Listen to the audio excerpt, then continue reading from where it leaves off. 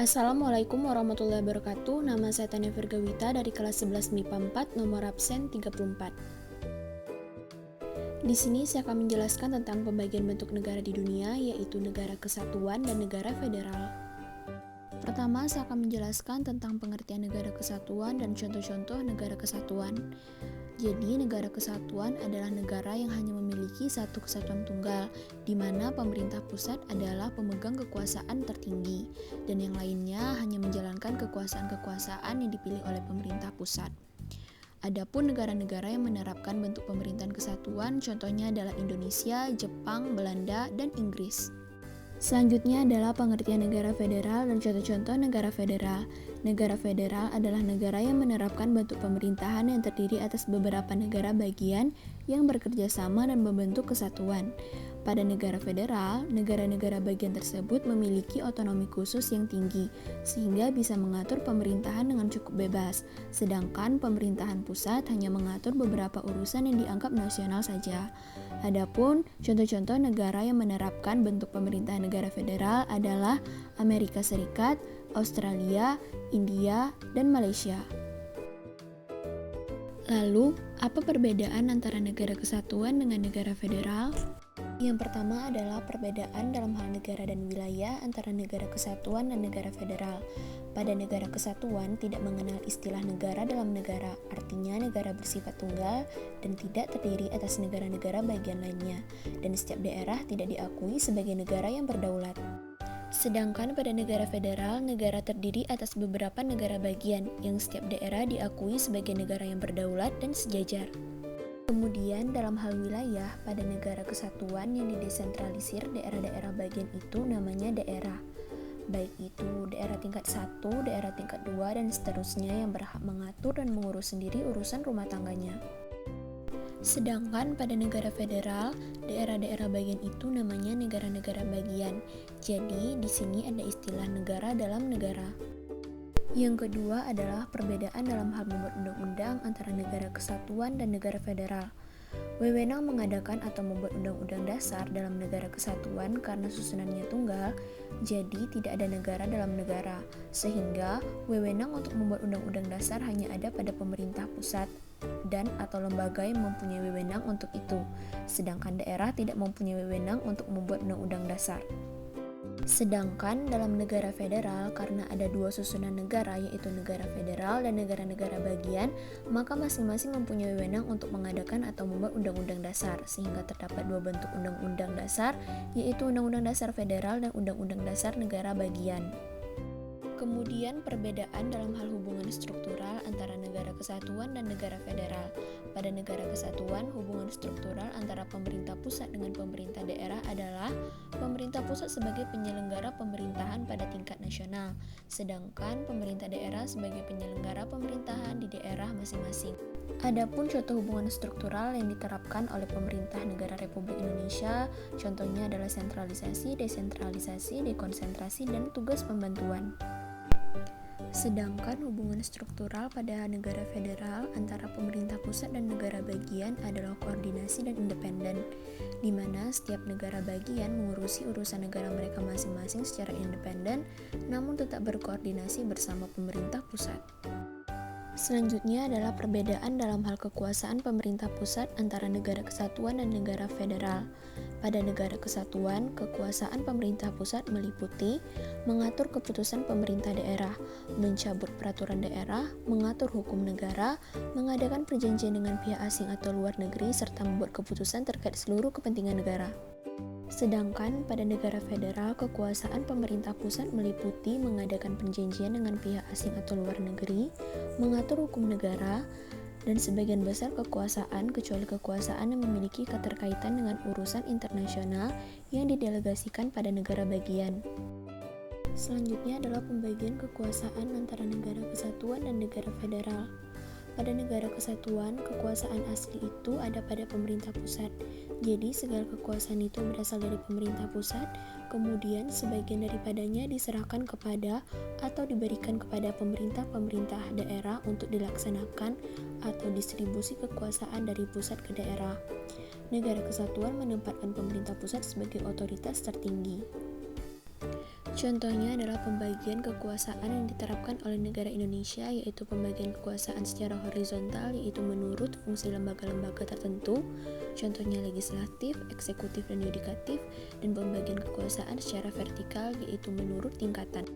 Sedangkan pada negara federal, kekuasaan asli itu berasal dari negara-negara bagian, dan sebagian dari kekuasaan mereka itu diserahkan kepada pemerintah gabungan atau pemerintah federal, kontribusi kekuasaan dari negara-negara bagian ke negara federal, sehingga terdapat hierarki kekuasaan yang berasal dari tingkat federal hingga tingkat negara bagian dan lokal.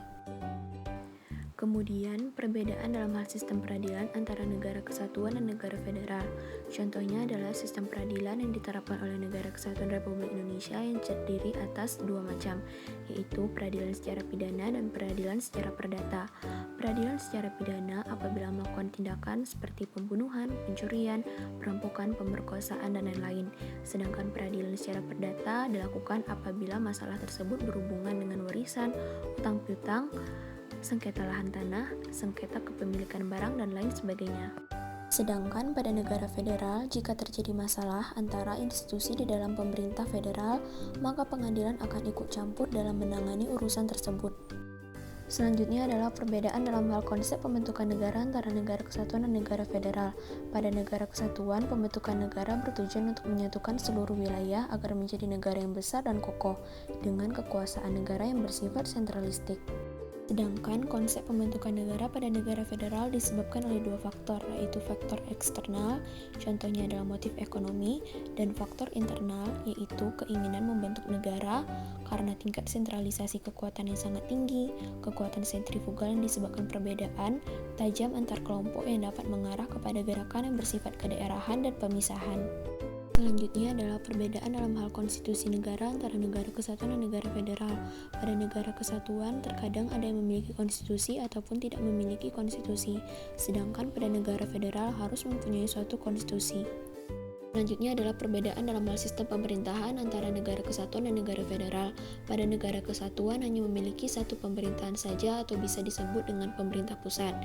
Dan sistem pemerintahan yang diterapkan bisa presidensial ataupun parlementer. Sedangkan pada negara federal memiliki dua pemerintahan, yaitu pemerintahan federal atau gabungan negara yang kedudukannya berada di posisi sentral, sedangkan pemerintah yang kedua yaitu pemerintah negara bagian, dan sistem pemerintahan yang diterapkan biasanya adalah sistem pemerintahan parlementer.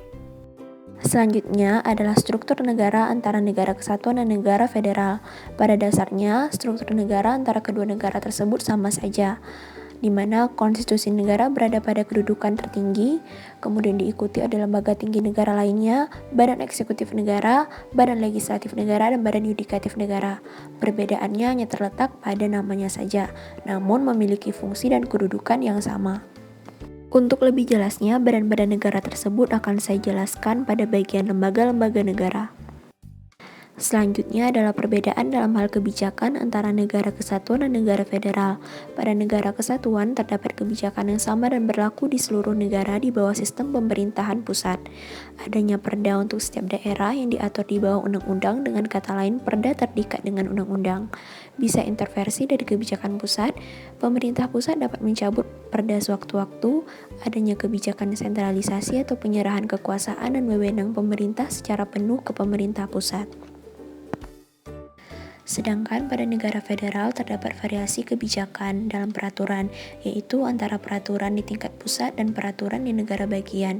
Undang-undang daerah tidak terikat dengan undang-undang negara, tidak bisa intervensi dari kebijakan pusat, perda dicabut oleh DPD dan DPRD di setiap daerah, bukan pemerintah pusat.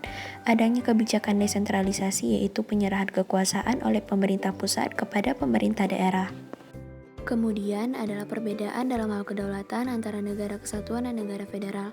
Pada negara kesatuan, kedaulatan negara berupa kedaulatan ke dalam dan juga kedaulatan luar yang ditangani oleh pemerintah pusat.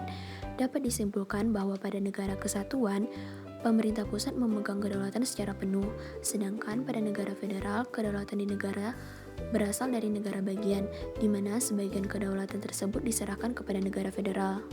Sehingga dapat disimpulkan bahwa pada negara federal, kedaulatan penuh dipegang oleh negara bagian. Selanjutnya adalah perbedaan dalam hal lembaga-lembaga negara antara negara kesatuan dan negara federal. Yang pertama adalah lembaga eksekutif, contohnya yang diterapkan oleh negara-negara seperti presiden, wakil presiden yang diterapkan oleh Indonesia, raja ratu serta perdana menteri yang diterapkan oleh Inggris dan Belanda, serta kabinet yang dipilih oleh menteri-menteri dan perdana menteri yang diterapkan oleh Jepang. Yang kedua adalah lembaga legislatif yang diterapkan oleh negara-negara seperti MPR dan DPR dan DPD yang diterapkan oleh Indonesia, Majelis Tinggi dan Rendah yang diterapkan oleh Jepang, Parlemen Inggris yang diterapkan oleh Inggris, serta Senat dan DPR yang diterapkan oleh Belanda.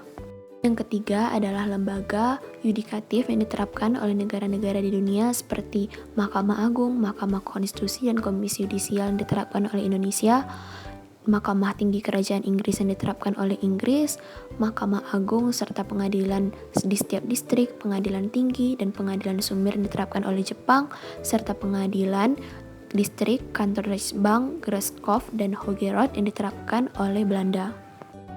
Yang pertama adalah lembaga eksekutif, yaitu presiden yang diterapkan oleh India, dan jemaah menteri serta majelis raja-raja yang diterapkan oleh Malaysia, serta Dewan Eksekutif Federal, yaitu gubernur jenderal yang diterapkan oleh Australia, dan presiden yang diterapkan oleh Amerika Serikat.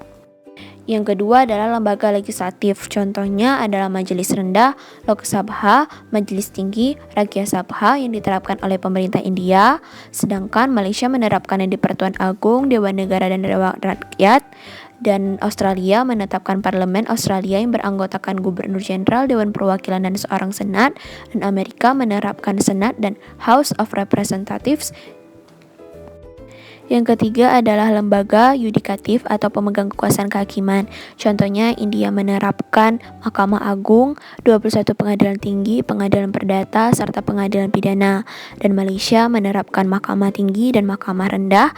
Australia menerapkan Mahkamah Agung yang terdiri atas pengadilan federal lain, serta pada Amerika Serikat yang menetapkan Mahkamah Agung sebagai lembaga yudikatif. Kemudian, perbedaan dalam hal tanggung jawab pemerintahan antara negara kesatuan dan negara federal. Pada negara kesatuan, urusan pemerintahan menjadi tanggung jawab bersama, yaitu antara pemerintah pusat dan daerah. Sedangkan pada negara federal, urusan pemerintahan menjadi tanggung jawab masing-masing, yaitu antara pemerintah pusat dan daerah. Selanjutnya adalah perbedaan dalam hal pembagian kedaulatan antara negara kesatuan dan negara federal.